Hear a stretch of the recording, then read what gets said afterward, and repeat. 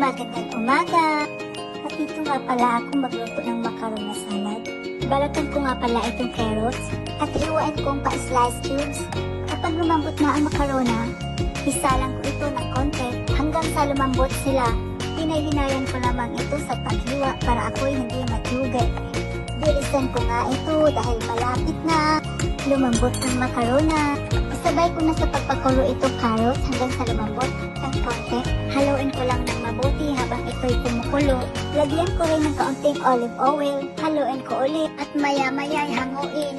Kunting tiis na lamang at ito'y ilagay sa salaan upang tanggalin ang sabaw at nang mahimas-masa hanggang sa lumamig ang iyong pag-ibig. Ginamitan ko pala ito ng makapangyarihang electrifan para lumamig ang nabusit nilang pag-ibig. Dahil tapos ko nang niluto ang macaron, mag-prepare naman ako ng mga dilata.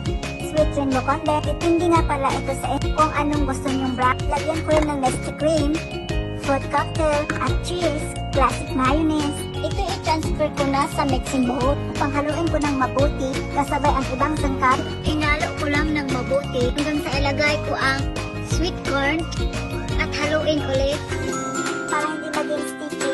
Kasunod ko rin nilagay ang Nestle cream na pampalapot. Hinayaan ko nang isunod-sunod sa paglagay itong mga sangkap na gatas dahil ako'y tinamad na. Madalian lang ito sa paggawa dahil gutom ako. Gawin ko itong snack at nang ako'y pagod, ako'y matutulog.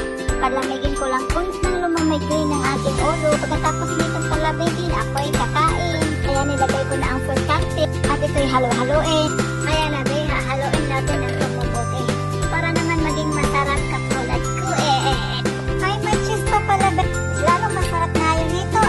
At hindi na naman kondensada. Pampatamis ng iyong bunganga. Ano ba naman to? Kailan ito matatapos sa kakahalo-halo? Parang ayaw akong patulogin ito Ako'y lubat na. Dinagdagan ko naman ng kondensada. Kasing tamis na ito ng aking mahal na asawa. Ayan, nauutot ako tuloy dahil sa mayonnaise. Hahaluin na naman. Ano ba naman to? Walang katapusan. Ay, sa wakas. Katapusan halo na naman. Ako'y nabubuhod na. Malapit na ang gera. Ay, ito na nga. Titikman natin kung kasing sarap ba sa nagtitimpla. Sabihin ko, tamang-tama na ito. Tamang-tama na itong ilagay at i-transfer sa patuloy na lagayan at ng aking palalamigin. Ay, ito na. Palalamigin ko na nga at matulog na rin ako. Pagka magutom naman at akin ito'y lahat kakainin pag ako'y nakagising. Kung sino man dyan gustong hingi, bibigyan ko kayo. Marami na sa akin. Sapat na yung isang palato.